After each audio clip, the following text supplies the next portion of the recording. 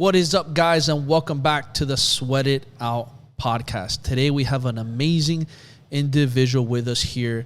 He is a doctor and he's a world-renowned addiction expert. Guys, I'm going to dive into his bio a little bit here because it's so impactful and powerful, and I really want to spend time reading this so that way you guys can see who this person is and the amazing things he's done. So, first of all, this person has overcome homelessness, alcohol dependency, trauma, PTSD, and MDD, and a whirlwind of events to be the Gordon Ramsay of the addiction treatment world. Before him succumbing to addiction and mental health issues, he played bass guitar at Abbey Studio with Queen, David Bowie, and Elton John. He's an accomplished musician, and the money he made helped him attend Oxford University to pursue a PhD in psychology. This man is experiencing spiritual awakening on the cold streets of Manchester while being homeless and in dire straits. His work ethic is insane. Guys, help us welcome the one and only Robb Kelly. How's it going, brother? It's going good, man. Thank you for having me. It's going to be awesome. No, this is great, and I definitely was looking forward to it because, you know, to see what you have gone through and to see what you have shaped for yourself, and the way you did it, it's very incredible. Not a lot of people can overcome that type of adversity and be able to get to the other side the way you did. So I would definitely love to start off with, you know, most importantly is, you know, how'd you grow up? Where'd you grow up? And then what led to being homeless? And then we can go into that story of how you overcame that. Well, I'm from Manchester, England. That's where I grew up. And I'm in San Antonio, Texas. Been here for 15 years in Texas. But yeah, I grew up on the mean streets of Moss Side. Anybody that knows England will know Moss Side, where the riots were. It's a bit like Beirut with lights. It's really rough over there, you know. But I grew up on a council estate or the projects. I learned how to fight at a very early age, take care of myself. But I always knew that I wanted to be different than my family. I was supposed to grow up, have a couple of kids, get married, have a little house, go to the pub every Friday and Saturday night, you know, and work a 40-hour job. I didn't want to do that for some unknown reason. I don't know what that reason is, but I always felt embarrassed where I was. At the age of 9, I went on stage with my musical family, which is my auntie and uncle. We were a trio, went around the clubs and pubs of Greater Manchester. And at the age of 9 is where I took my first drink of alcohol on stage in Liverpool, where the Beatles come from, funny enough. And when I took that drink, my whole world changed. It wasn't so much, oh my God, I need this. It was like, oh my God, I can do so much when I drink this. So I started drinking then, but it manifested over many years. It wasn't until, I don't know, maybe 12 years later that it started to take a grip. So usual stuff, you know, grew up with a great family, loving family, not a lot of money about, you know, there, but yeah, it was good. But I was always very different, you know. So I started messing around with the bass at the age of 3 or 4. So by the time I was about 12, 14, I was pretty good at what I do on the bass. I wanted to be a pro musician. So the first step into becoming a pro musician was to look at the recording studios around Manchester that played jingles and stuff for TV and radio. And I got a job at Strawberry Studios in Stockport, Manchester, which was owned by 10cc. I think he had a couple of hits over in the US. He had a load of hits in the UK. And I played there for a year or so. And then I saw an advertisement in Melody Maker, I think it was, musician's paper, for a bass playing job at Abbey Road. So I went for it, took a lot of auditions. I was up against some real seasoned players, and I'm like 16 at the time. But I found this confidence when I sat behind a bass guitar or any guitar, and I still do today. You know, it was something to shield behind. I didn't know back then, but it was trauma and weakness, and you know, growing up in a household, I never really saw violence or anything. So when it happened, I was dumbstruck. You know, but I started to learn my craft there. And met some great guys out on John Bowie. You know, Freddie Mercury was my best person of all time. Legends.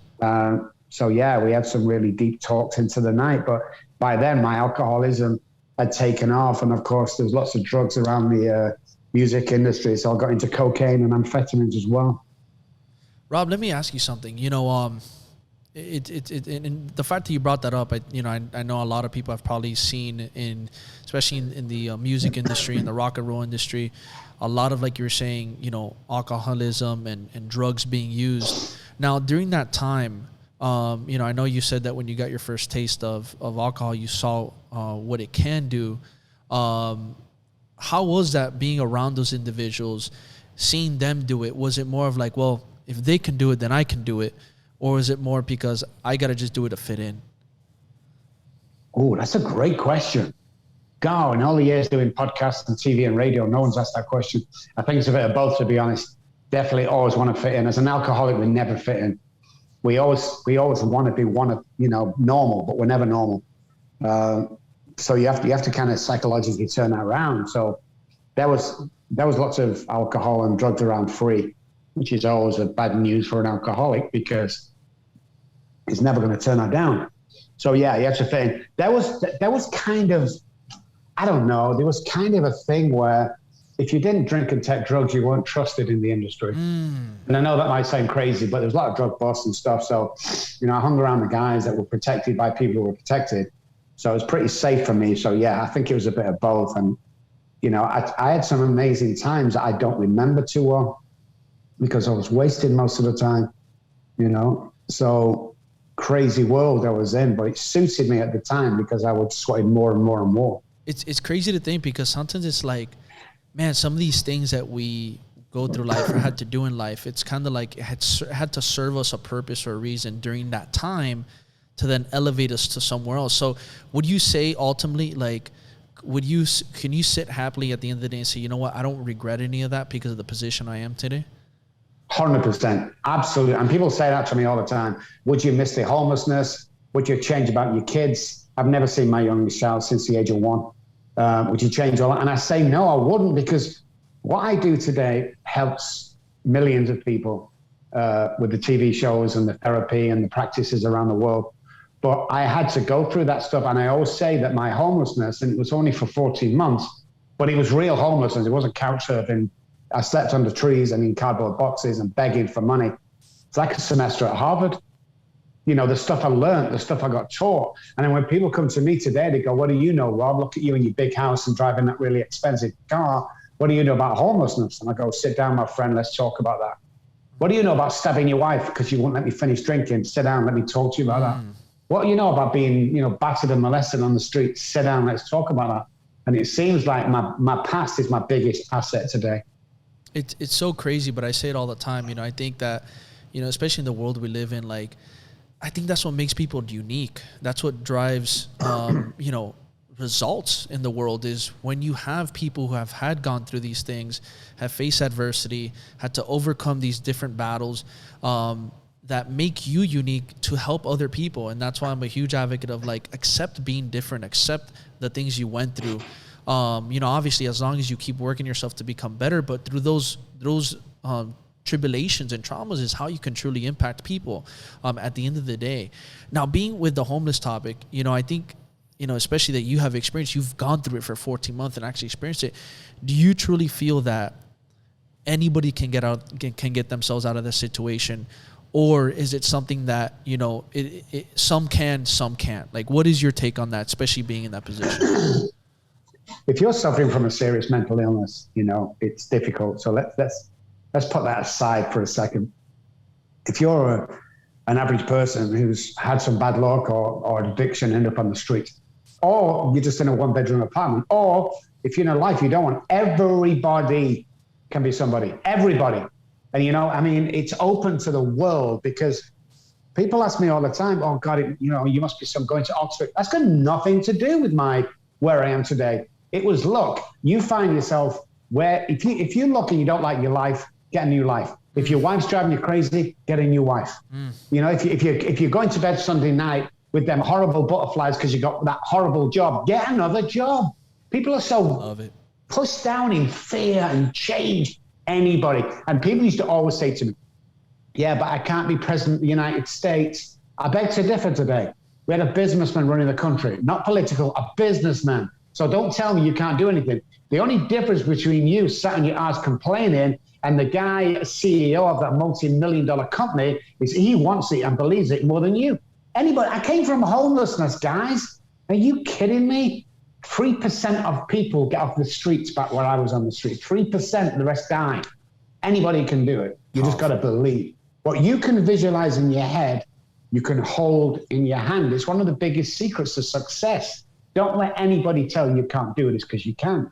I agree 100% with that. I love that. And I think especially now, more people need to embrace that and absorb that energy and really go after what you believe in, because I see so many people just accept where they're at. And I say it all the time. I was like, in order to step into the new version of yourself, you have to unmarry the old version to marry the new one. You have to unmarry that old version of yourself. So for those individuals who are going through these moments of hardships where they feel that they can't get a new life, or they can't get that new job, or they can't do this, what is your biggest piece of advice right now for those people to just start moving the needle forward? Trust in yourself and watch your internal dialogue. That's how you start.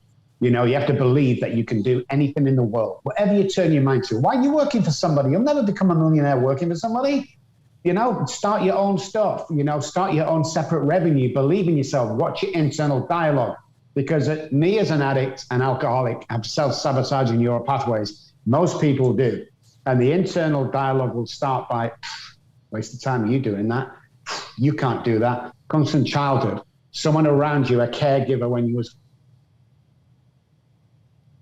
growing up as a child, used to say that to you. And that becomes your second nature of an knee-jerk reaction.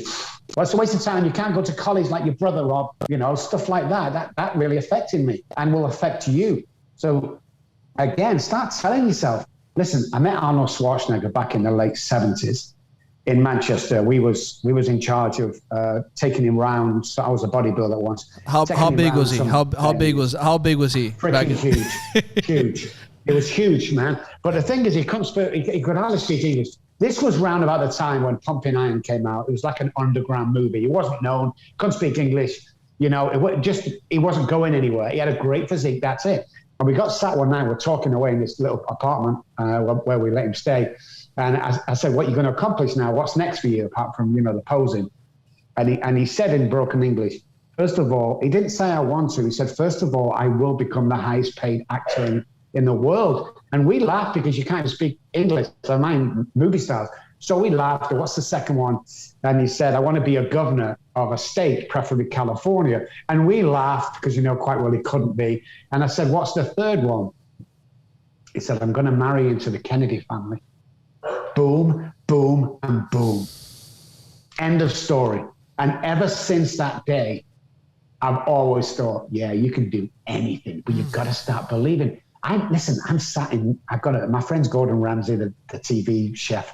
We're sat in his house one day, and I'm over near the sofa, and he hollers over, hey, Rob, do you know I'm the best chef in the world?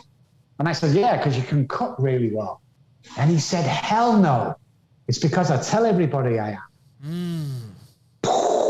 Mind blown. So I started telling me, I've got actually on my back of my business cards, the best addictionologist in the world. I started telling people I was the best in the world. And it became a habit, and I started to believe it. So then other people started to believe. It's phenomenal what you can achieve. It's funny because it's like you have to, and I've talked about this actually recently on another part, you have to start acting and saying what you want to be right now. And you need to start playing that role right now and really believe in it and harness it and take those actions every day, because you will become it. And it's crazy because, man, you telling me that Arnold story, I could just sit there and be like, that guy was so crystal clear on his vision. I know. It wasn't even I want to be, it's I'm going to become. When people come to work for us at Robb Kelly Recovery Group and they're going to make something of their life, I take them to the Porsche dealerships and we drive the 911s. And I take them to the $1 million houses and we walk through them as if we're going to buy them. Because when you finish working with me, first of all, you will do. But not only that, when you actually get to be successful and buy that 911, that Porsche, your brain doesn't freak out and go, whoa, wow. Your brain goes, oh, yeah, I've been here before. This is very familiar. That's what you need to do. Go and drive the Porsches. Don't let anybody tell you can't. Because the guy who says you can't drive the Porsche is probably on about $200 a week. So screw him. Go and live your dream and start living as if you're earning $1 million a year. And here's another one for you guys. Get your checkbook and write how much you want to earn in the next 5 years. So if you want to earn 90 grand a year, put that down. If you want to earn $5 million in the next 5 years, put that down. Sign it and stick it on your bathroom mirror every morning when you see it.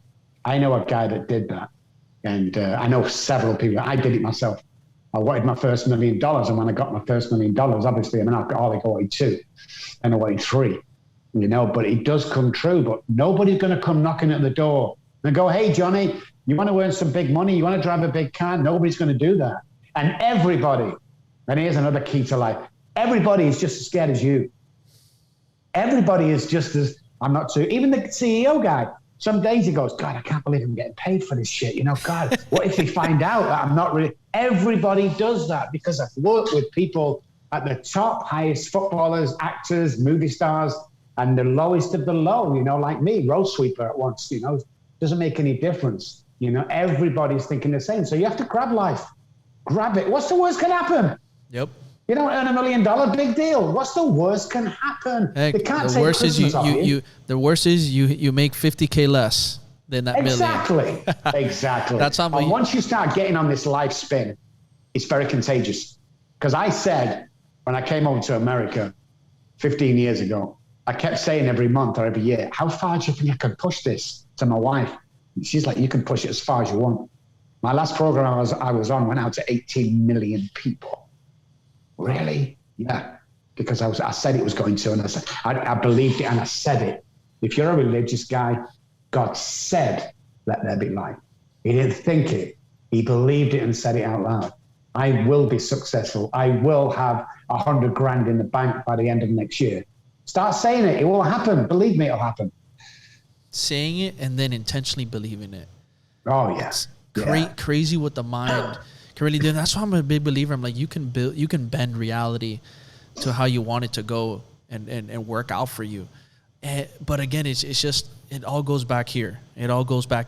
So for those people who are suffering through an addiction problem, or they're suffering through some kind of big trauma or homelessness, how can you take what you just told me right now? How can you take that and actually get somebody to start believing in themselves and actually believe that they can wake up one day and say, I'm changing my life right now? You know, obviously trusting themselves is a huge component, but how can you get them to just even slightly have a dose of that taste if they never even had it for maybe years, you know, in a long, long time? The first thing we do, even when I was homeless, is I started complimenting people. You know, hey, nice shoes, nice attire. And the reason why I did that is when I compliment people or say thank you, dopamine is released into my brain. So now we have a natural feel-good chemical going.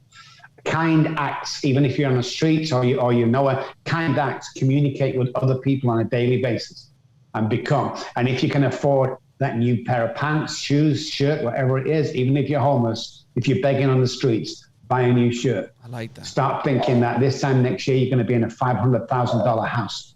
Be kind, be considerate, patient, and have that mission. And if you're a religious or spiritual guy, believe God that he's taking you through this for a reason. You're not going through this because you're bad luck. That's not the case in life. And the quicker you realize that, guys, the quicker you can take control of your life and move on. You're going through whatever you're going through for a reason. It's experience so that you can pass on to another human being your story. And once you start coming off the streets, get that 1-bedroom apartment like me, and then working and then get that, you know, house and get that car. And it's just ambition, because it's all to help other people. We give $250,000 away last year. We give 20% of my earnings last year away to people who want a little apartment, want a car, want to get the kids back, can't afford the court or the bail. You know, this is about helping other people, and your life will take off. But until the dialogue, compliment people, and your dopamine will start to flow and you start to believe in yourself. Love that. I absolutely love that. So for you yourself, what was that breaking point that told you I need to get myself out of homelessness? And then what did you immediately dive into to create that shift to then lead you to the amazing individual and success that you're having today? Well, you've got to realize that I was broken when I was on the streets. You know, I'd been stabbed, I'd been battered. Because when I went on the streets, I was pretty handy. You know, I fought bare knuckle fights to earn money. But as the weight started to drop because I wasn't eating, you know, in the end, I started getting picked on and being on myself. So I was pretty broken. 2 or 3 o'clock one morning, I'm walking in the back ends of Manchester somewhere, cobbled streets, nobody's around. No houses, it's just bare roads and stuff. I dropped down to my hands and knees, and this is my journey. I looked up to the sky as an atheist, and I said, if there's a God up there, I can't do this on my own anymore. And 30 seconds later, a guy appeared from nowhere. He had a little Bible in his hand, which I was pissed off at. I went someone with a bottle of vodka at least that God sent me. But my journey started there. He said, do you need help? And I said, yeah. And my journey started there. And I met some crazy guys on the way that helped me. They just wanted to help me because I was that desperate, you know? And it just needs that little thing. If you believe that you're going through something for a reason, then your life will change. If you think that this is your lot, which it isn't, believe me, it isn't, then you're going to stay there, guys. Because I got quite comfortable on the streets. I had my little nicks, where to steal alcohol, who to beat up after the, you know, nightclubs to get money. I had all that going for me because, you know, but at the end of the day, we're born for bigger things. And like everybody's called, and 3% take the calling, whatever your calling is, you know, whatever your God is, higher power, spiritual beliefs, auntie and uncle in heaven, whatever it is calling you, and you're going through this for a reason. This isn't your lot. It isn't, guys. So let's get up and make a move. And if you're sat at home and you go, yeah, look at him, yeah. No, fucking look at me. Listen, 214-600-0210 is my personal cell phone number. It's not my assistant on my desk. It's my personal cell phone number. Call me. I'll give you a 5-minute, 10-minute pep talk that will change your life. You see, I'm in the trenches with you still, guys. I ain't sat in no ivory tower. You know, if you need that pep talk to get your ass kicked, call me. And sometimes I'm busy. Obviously, I'm busy. Text me. I will get back to you, and we'll have that 5-minute chat, and it will change your life. Otherwise, I'll send you $5,000 because I've never not changed people's lives. That's what it's all about. You are empowered. Everybody is empowered. Start believing that. For God's sake, start believing it and start visualizing where you want to be, and you will be there. Guys, you heard that? Robb will shake you up. I love that. Ooh. Ooh, look at those guns. Look at those guns. Look, I always say all the time, I'm said, if God still has you breathing, no matter what state in your life you are in, if God still has you breathing, it's because he needs you to keep on fighting. And when you can understand that, you know, and obviously, like, you know, there's a lot of things that I've never even experienced, that you've experienced. And just from the few things I've experienced, I just tell myself all the time, well, if there's a reason why I'm still breathing today, it's because he wants me to keep on fighting and pushing and realizing that this is all part of the process. Exactly. And some people out there going, well, you know, I'm a bit hooked up on God. There's 26,000 gods. Just freaking pick one. Doesn't make any difference. Somebody somewhere wants you to succeed and help others, because that's what it's about. Yeah. It's not about me today. I say to my guys now coming through my program, I say, you selfish pig. And they go, what? You're going through all this and there's people dying out there waiting for you to get well and inspire and succeed. And when you start your business, to employ, and you're sat here miserable, not knowing what your flipping, you know, direction in life is going. Come on. It's plain to all. Help others, love others, and get hold of a God that's going to get you through something. We all need someone. I'm not believing in God, Rob. I said, do you have a dog? Yeah. What do you say to your dog when you go home? Hey, buddy, how you doing? Have you had a good day? I said, are you insane? The dog doesn't talk back. I know. I said, well, dog backwards is God, and he doesn't talk back. So why don't you give that a try? Just do something different, and your life will take off. I love that. And I also love how you were saying that, you know, it's a disservice to your, you know, to others if you don't go out there and actually do something with your life. And put yourself out there. I always say this as well, especially when I work with my clients one-on-one, and they have to, you know, entrepreneurs who are trying to get off the ground, sell their products, and they're holding themselves back. And I'm like, you're doing a disservice to others by not selling what you offer. I go, because if you really believe and you truly feel that you can impact people with your skill sets and your services, then you're doing a huge disservice to other people who need it, who are out there right now, that you can solve their problems. I go, so look at it that way and start serving. That's why I always say selling is serving, right? Whatever it is that you do. And if not, you're going to just hold others back. And most important, you're holding yourself back from your ultimate potential. I love that, because I think a lot of people feel, especially when they're in that state, they feel like, man, I'm an imposter because I don't know enough, or because these other people are claiming to be these things. But it goes back to owning. If you really believe it, that you're the best, well, say I'm the best. If you really believe that, your product can do this, well, say my product will do this, and I know it will do this. And start reframing the way your language is. I'm a huge advocate of that. Reframe the way you talk about yourself and you talk about others. Yeah. Internal dialogue, man, it's just, it kills us, because the first thing we want to do is not believe. And nobody's going to tell you when you're doing great, by the way. They might say, good job, you've started your company, or good job, you're 2 days sober, or whatever. But nobody's going to compliment you. But people are looking at you. Mark my words. Even now, when you're trying to change your life, when you think your life's shit, there's people praying for a lifestyle like yours now.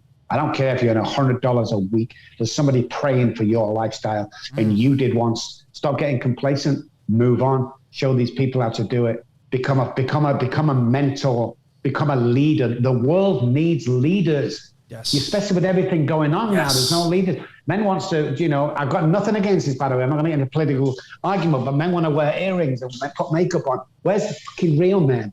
The real leaders, who masculine leaders that get us out of this stuff. That's what we need. Man, I'm so glad we're talking about this right now. And obviously, again, we're not to get crazy political, but I agree, man. I think that, we've seen a shift and I'm not saying like, look, there's good and bad in everything, but I think we've seen just a huge shift in the sense of we need more of a man's man.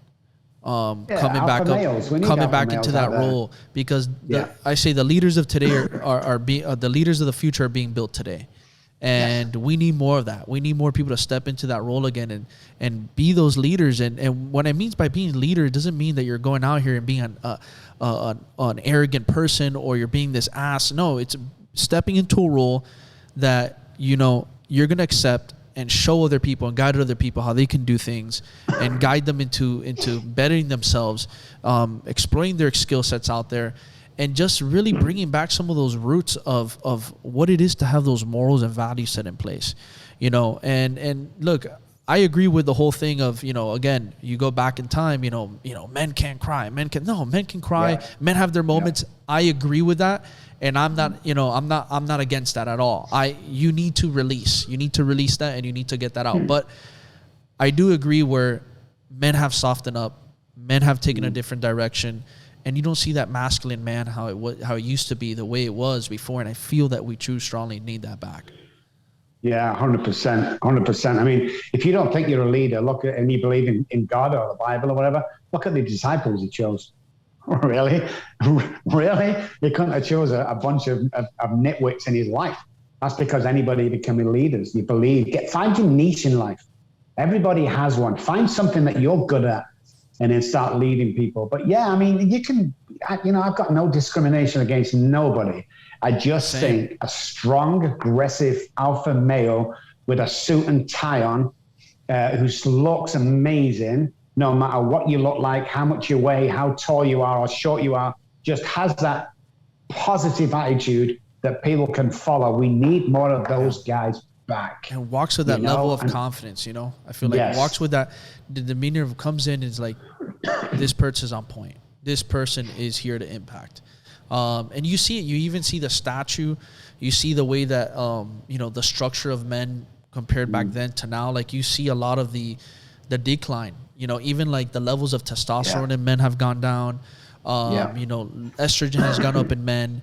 You see the level of even hard work in the comparison of laziness, of how men are just not taking on that hard work leadership work anymore as much as they used to.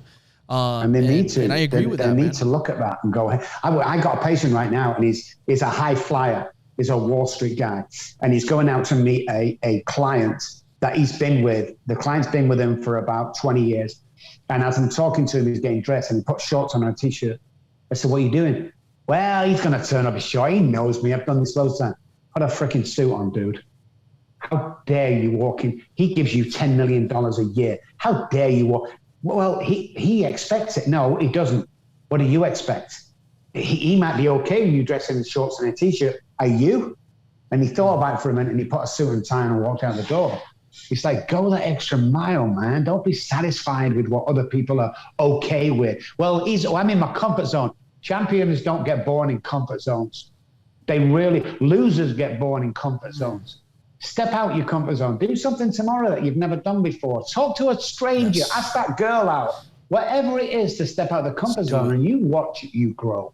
Oh, man, I love just that. Do it. And you know, it's so good that you brought that up, because I'll tell you right now, even to me as, you know, somebody who shifted out of the personal training space. You know, in personal training, I'm always wearing, you know, joggers or, you know, my training shirt. Again, obviously that's our attire, that's our professional look, but it's already a more comfortable attire. So when I got out of that space and I moved more into the business coaching space, and when COVID hit, you know, everything's from home. Everything is home. Yeah. So you're so comfortable being at home with your shorts. The moment you wake up, you're still in the tank top. You're still in the same shorts you slept in. You're in your socks and you're working like that.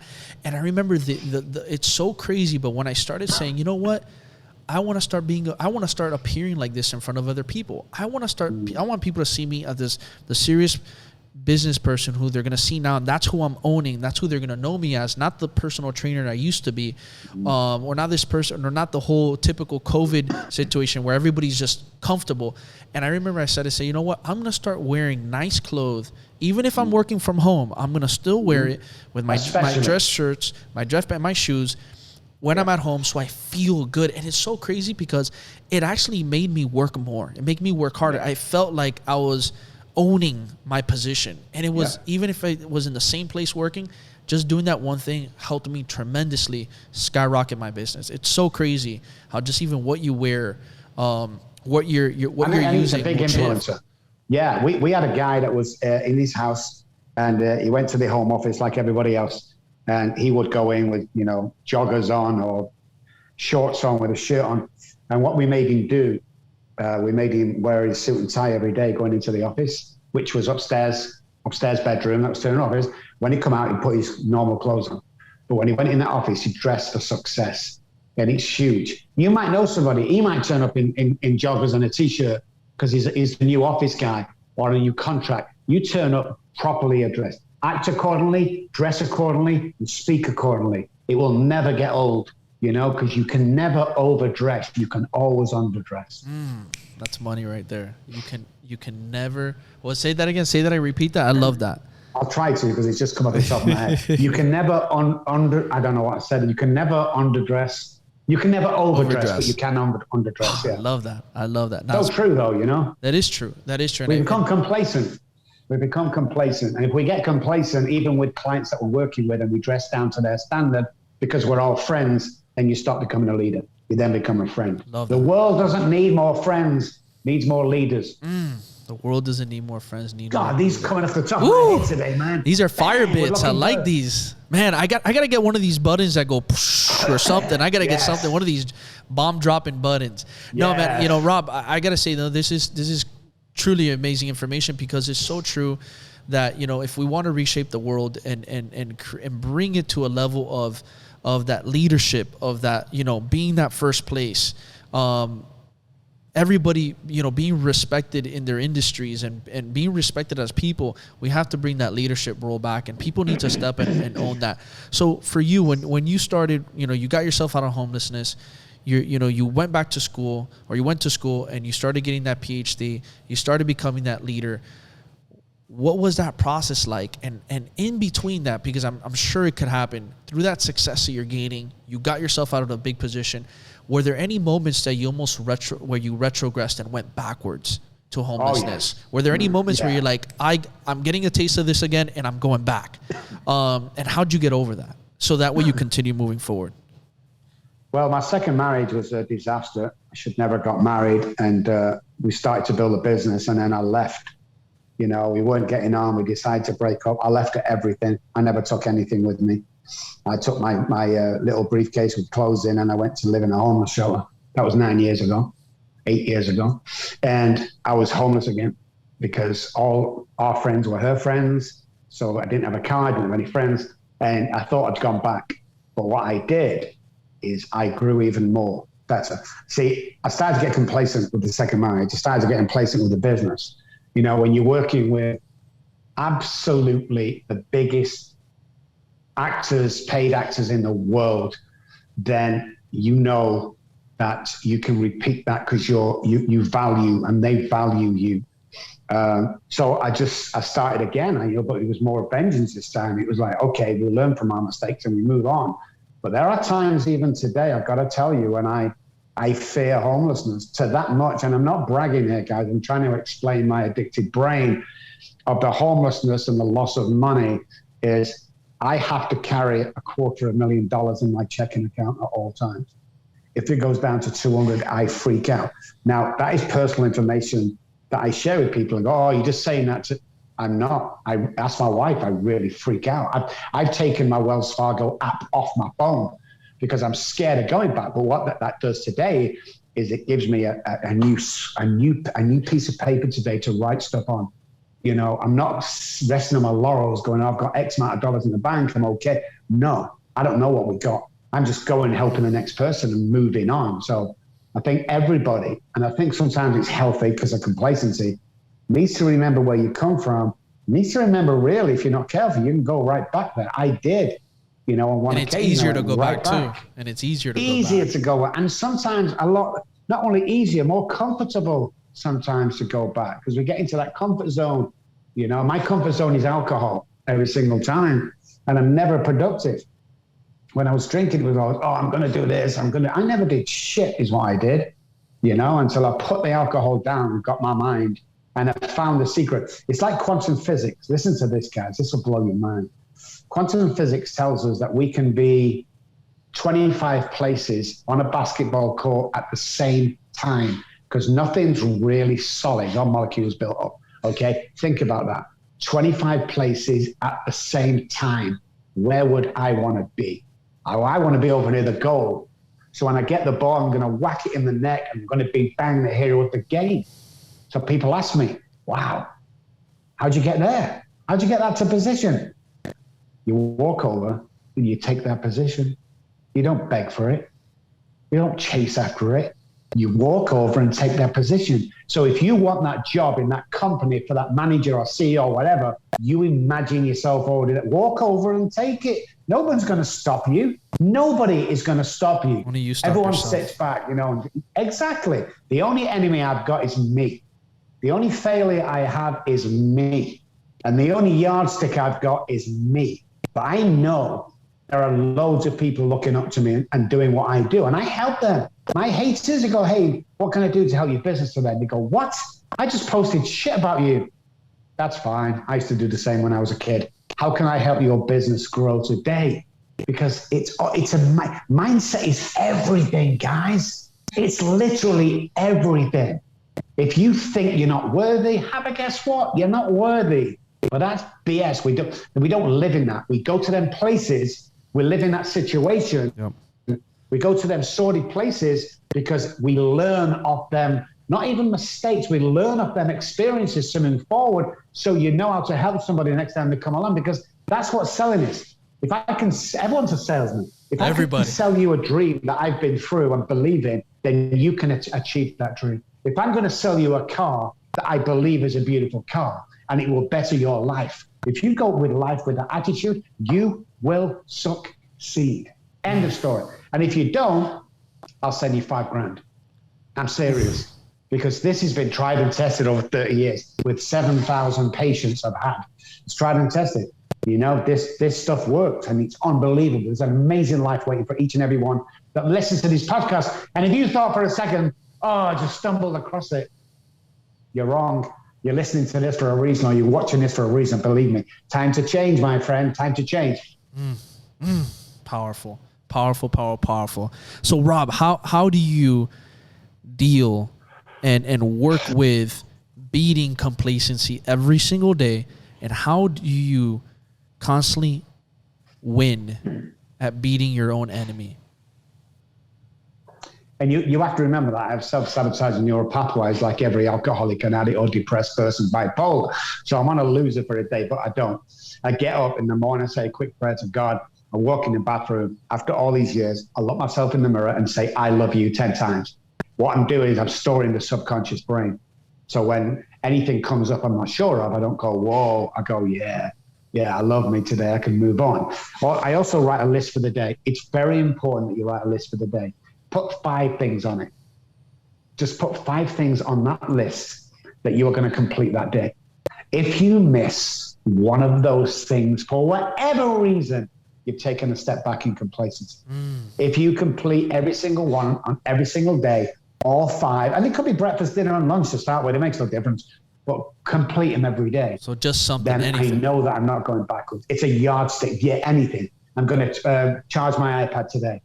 You know, it might be I'm going to service the car, I'm going to meet, the president, whatever it is, make sure you do it on that day. And tomorrow we start from scratch, write 5 more things you're going to accomplish that day, and they can repeat. So I do that. I'm constantly thanking people and I'm constantly complimenting people throughout the day. Some women, and I just say to them, God, you're so beautiful. And they go, oh, are you trying to hit on me? And I say, no, I'm married, thank you, but I'm complimenting you. And a lot of people can't take that. Some of the guys get freaked out. Oh, it's just a shirt I put on. No, own it. Own that nice shirt you're wearing. So it's helping them while I'm doing it as well. Nice shoes. Oh, I've had them years. Yeah, but they're still nice shoes, aren't they? You watch them walk away looking at their shoes. Because that's what people do, and that's what I do every single day to make sure that I stay in the zone. And I got to tell you now, man, I don't have bad days anymore. Now, I have better days than others. Obviously, I'm human. But I don't have bad days. How can I have a bad day? I have a life beyond my wildest dreams, and so can you guys. There's keys to life out there that you just need to pick up and start unlocking these doors. And the biggest thing I'm going to tell you today, stop putting the brakes on your imagination. Stop it. Should be no brakes. Take the brakes off. Take the calipers off. Throw them out the window. Yeah, take the brakes off your imagination, guys. That's big right there. Man, Robb, you've worked with a full array of different type of people, from regular pop to celebs, athletes. And I'm sure that people sitting here who have their own issues, probably hear, well, celebs got this and athletes got that, and that's why they're able to get themselves out. But I want to ask you, how true is that and how false is that? Because I really believe that at the end of the day, everybody's different. Doesn't matter how much income you have. And I'm not saying, of course, it can help you with certain things because it gives you resources, but with the actual root of how people is, I'm sure you've seen some big names crumble, or some big names go through some big suffering more than even some individuals that are not at that celebrity status. Obviously, you don't have to share any names, but is there anything out there that sticks out just to shine light on people to make them realize it doesn't matter about how big you are, anybody can suffer in different stages of their life? Well, first of all, money and fame can be a curse. Don't think it's all roses and money makes you happy. Anybody out there that's had money, no, that's not true. So no matter what financial situation you're in, it's all about the way you think, the mind. Is it broken? Is that guy done? Because it's just not the case. It's false that the more money you have, the more help you can get. The more money you have, the easier. It's not easy. Can you imagine? We work with one of the biggest movie stars in the world. I can't tell you his name, but he goes to the gym a lot and he's a real Iron Man, real tough guy. So, he's got all the money you can help. But if you're sat in a $3 million mansion, you're miserable, there's something going on. But you can get out of any situation you want to be. It's all internal. A rich man or a poor man has the same mentality. It's just a rich man struggles more because he can have anything he wants. How do you get up in the morning not having to get up? Right? When you go buy a car, you got the best car in the world. What are you going to do tomorrow? Buy another one? I don't know. What am I going to do? I've got all this money. I'll go and drink and use. That's the best thing I can do. Whereas the guy that's got no money can strive for something. There has to be a purpose every day why you get up. And the rich and famous sometimes fall into that trap of complacency. And, sometimes it's harder for them. When I was on the streets, I was limited to what I could, use and drink because I had no money. But if I'd have been a millionaire back then, maybe I would have died. Never been harder for me. So money is just, it's easy to say stood here with my financial situation today, but don't forget I've been homeless as well. And I tell you, money's not all that. There's a great song by Jay-Z, More Money, More Problems. Believe me, that is so freaking true. Believe me. Oof. You guys heard that. So for an individual like that who has the money that they want, the experiences that they want, all of that, but they're just not happy, they're not in a good place, they're with all these big issues, how do you work with them to keep them moving every day? Like you said, because complacency and falling back can be even bigger for them because of how much money they have. How do you get somebody like that to constantly feel like there's a purpose for them in life, to constantly get up every day and achieve greatness? Well, the good thing about me is I don't answer to anybody apart from the Texas board. But when it comes to patients, I don't answer to anybody. I'm not scared of anybody. I'm not starstruck. I don't give a shit who you are. You follow directions or we don't work with you. And we fire people all the time. We're not working with you. Why? Because you think you're such a big deal. Go away. And you come back 2 years later, broke. So I'm really strict with everybody that walks through our doors. And I will go to their house and I'll stay with them for 90 days if need be, or they'll come to us into our facility. But at the end of the day, you've got to get them down to basics. Got to get these down, excited about life.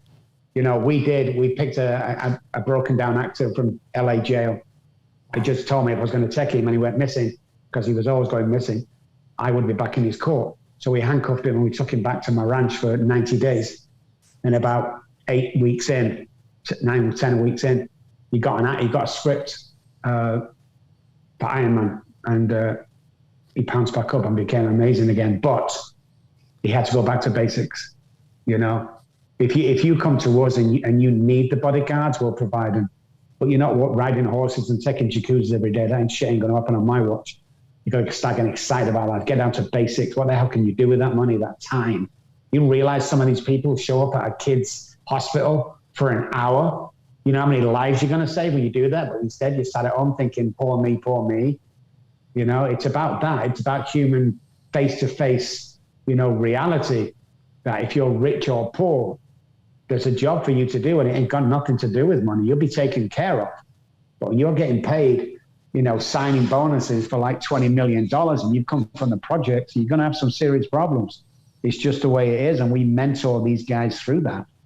I take these superstars into 12-step meetings with sunglasses and a baseball cap.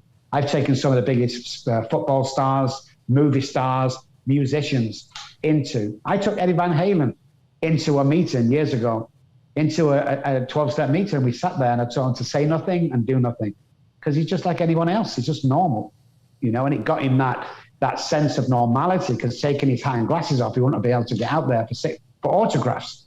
You need to take them back to the roots, take them back to where they come from, and you can build from there. That's amazing. It's amazing. I love hearing that from that perspective too, because I think that the day-to-day individual sometimes feels, like, man, that's easy for somebody to say, that's easy for them to do because of that reason, because they have money. And like you said, sometimes, if anything, it'll bring you more problems. And it really only amplifies where you're at and who you are at the state that you're in.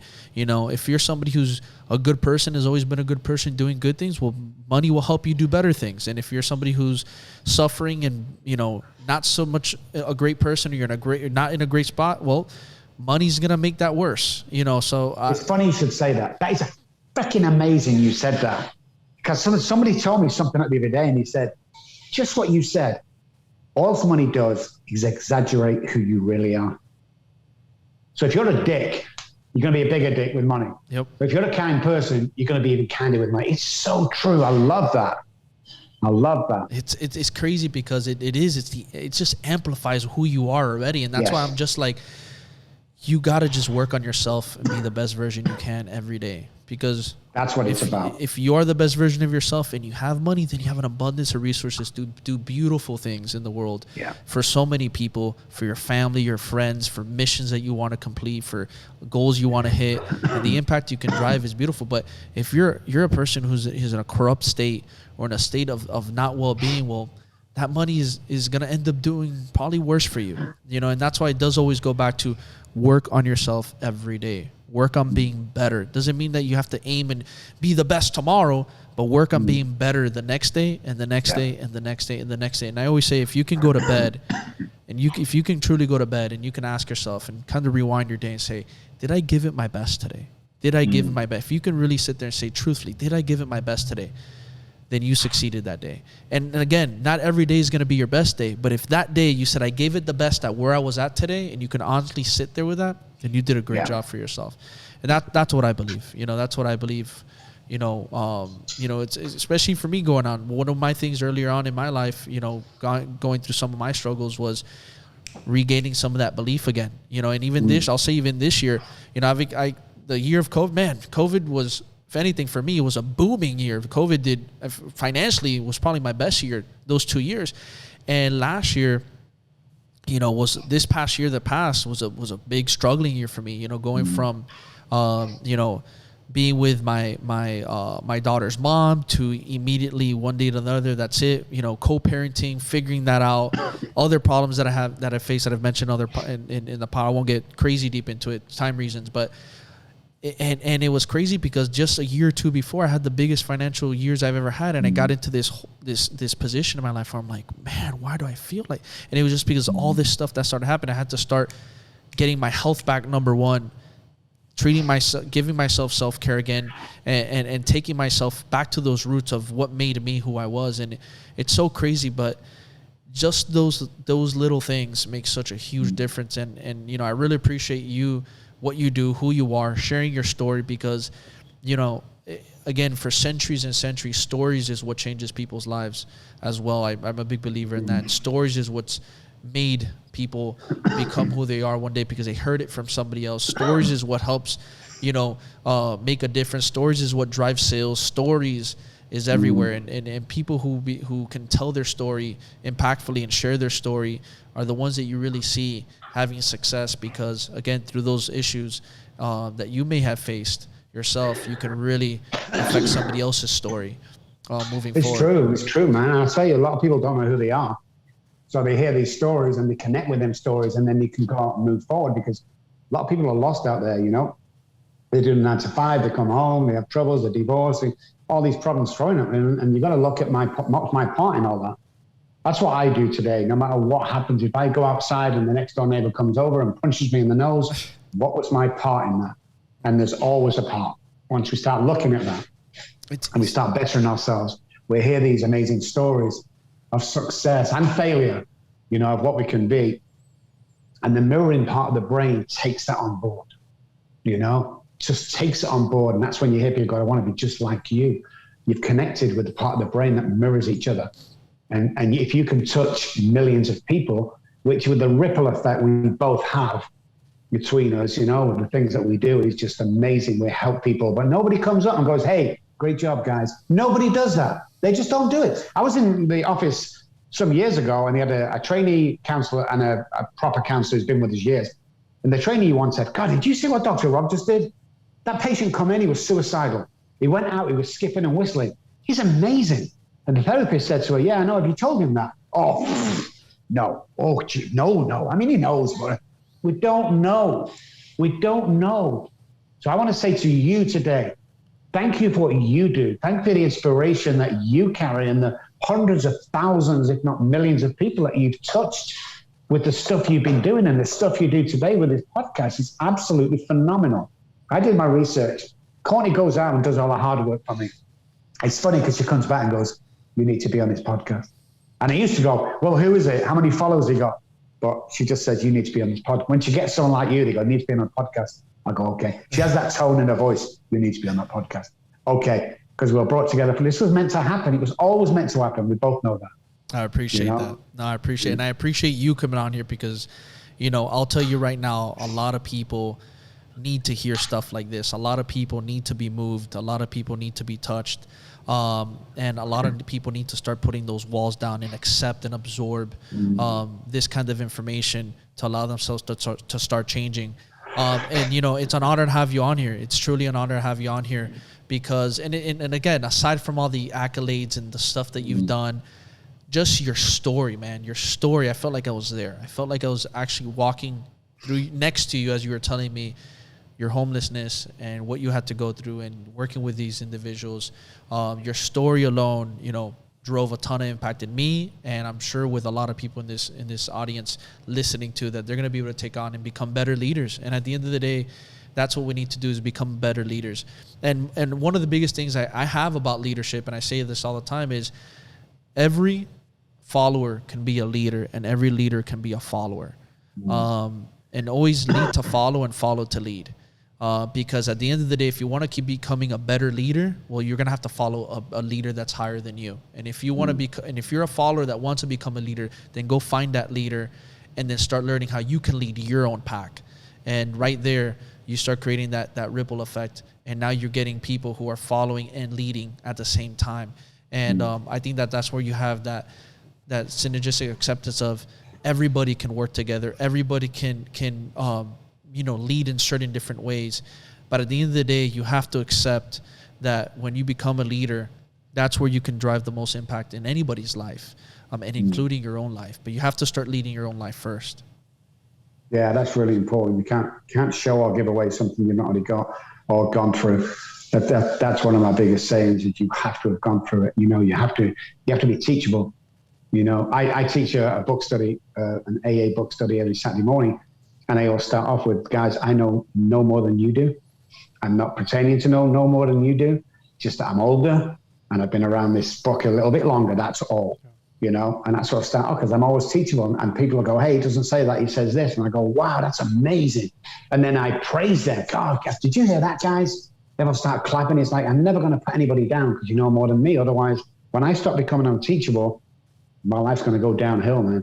So true. So true. And that's the most important thing. You have to be a constant practitioner in your life. The moment you stop learning or start accepting new information or new lessons in your life is when you start going downhill. And I'm always a huge person. I always like to say this. I go, are you going to be a depreciating asset or are you going to be an appreciating asset? And that does exist. There's some people who depreciate and there's people who appreciate. It's up to you to choose which one you want to be. Because if you're not constantly feeding yourself, that's when you're going to die one day, you know. And that's why I'm a huge advocate of the more you move, the more you win, the more you will succeed. And you got to be constantly moving your mind, your body, your soul, your spirit every single day. Whatever it is you give a dose of it, you got to keep on moving. And obviously, you know, you're a tremendous example of movement. And helping others start their movement, create it, and keep it consistent. So, Rob, I just want to say thank you for coming on here and being the amazing individual you are, and the amazing impact that you're driving in everybody's lives. Where can people find you? Where can people connect with you? Well, obviously, I know you dropped in your number there in the middle of the podcast, but where are other places that people can connect with you if they want to reach out? So if you see my name, I spell it with two B's, R-O-B-B, as in Rob, with two B's. Kelly. So robbkelly.com, visit the website, some great stuff on there. Put into any search engine, Dr. Robb Kelly with two B's, and I'll come up. You'll see me all over the platform. Send me an email, send, message, whatever you want to do. There's also a book on Amazon called Daddy, Please Stop Drinking. It's what my eldest daughter said to me when she was 3, as that was ticking off me. Now, the only reason why I mention that is because all the proceeds, when you hear sometimes, you go, all the profits go, no, that's why everyone's taking their piece. All the proceeds, I don't touch that. It costs me money to publish. We don't take a dime from it. That goes back into your community where you are. Beautiful. When people need help. Beautiful. When we have a helpline and people can message in when they need help financially. That's what that book's for. So go and have a read. If you don't like it, send me an email. I'll refund your money. Don't worry about that. But it's a good read. It's a good cause. And let me know if I can help you guys or help your business grow or help you with addiction. I'm just here to help. That's my main. Let's not talk about money. It's all about helping one another. I'm here to help and serve. So if I can be in your life, come find me, guys. I'm definitely going to snag myself one of those books. You said website. Where else? On Amazon you can find that book? Yeah, it's on the website, and that'll click you through to Amazon or Walmart. Okay. If you're in the US, you'll know what Walmart is, apart from Texas. We're HEB guys. But yeah, go find it. Go and grab a read. It's for families. It's for addicts. It's for friends. It's for anybody who wants to see somebody go through all the emotions of life and succeed and then lose it again and then succeed again. Proving one point that you can do anything in the world that you want to do. Well, I'm definitely going to grab that book. Rob, the way I like to end it in pretty much all the podcasts, we usually like to have a little quick questionnaire round at the end, a little burner round, I call it. So just get ready because I'm going to fire them quickly at you. All right, question number 1. What would be the craziest and wildest experience you ever had in your career doing what you do? Would be picking a absolute rapper, a white rapper who's very successful, stay at the lodge with me, and then for his friend who's also a doctor, but not a real doctor, he's kind of a musical doctor, came to visit and blew my mind. Cool. Super cool. Super cool. I love that. Next question. What was your favorite thing when you left your country and we moved over here? What was the your favorite thing here in the U.S. that you tried and you're like, oh, wow, I love this?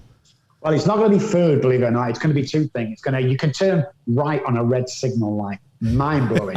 And the second is you can carry a gun in Texas. There's no licensing anymore. It's open carry. You carry a gun. Everyone messes with you. You mess with them. Just love that too. Love them. Oof. I'm not going to lie. I expected one to be food, but love those two. Love those two. Next question.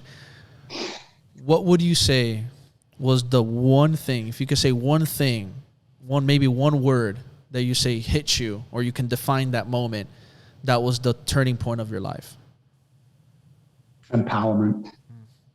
When I started to believe who I was, when I realized who I was, empowerment would be the word. Love that. Next question. We got 2 more. For you moving into 2022, what's the biggest thing that you're working on right now, project-wise, or maybe something you've been already carrying on from 2020? What is the biggest thing you're working on right now that you're looking forward to? Well, we're working on opening an all turnkey solution for addiction, where it's detox, then stay, then aftercare, then 5-year plan. So it's going to cost about 25-30 million to set this up. So we're looking for investors. We've already got investors. That's what I'm going to do in 2022. I'm going to open this huge 400-bed place that will take people who can't afford to get treatment. Amazing. Very impactful. And last and final question, what is the biggest piece of advice you can leave off to all our listeners today in one single sentence? Believe in yourself. Simple. I love that. Simple and powerful. Yeah, believe in yourself. You are somebody, believe it or not. It's funny because I have on my Whoop bracelet. I don't have it on with me, but my Whoop wearable health and fitness. People call it watch, but it's more of a band. And I have another band as well. The one word I put in there is believer. Believer. Oh yeah, I love that. That's my favorite word. So I love that you said that, man. Rob, once again, I really appreciate you coming on here, dropping this information, sharing your story, being an impact for others. And I'm sure we're going to get tremendous feedback. Guys, if you got value out of this podcast, and most importantly, if there was one thing that stuck out to you, one thing, I just want you to grab that one thing and apply it today, not tomorrow, not the next day. The moment you get off this podcast and you listen, apply it right now and then, because I'll tell you right now, motivation is good, but action is great. And you have to grab that one thing that stuck out to you when your highest motivation and turn it into something actionable right there and then. So just grab that one thing and start working on it. And again, we would appreciate if you like, subscribe, comment, share, because the more love you show us, the more love we can show back and keep impacting lives. Catch us next time on the Sweat It Out podcast.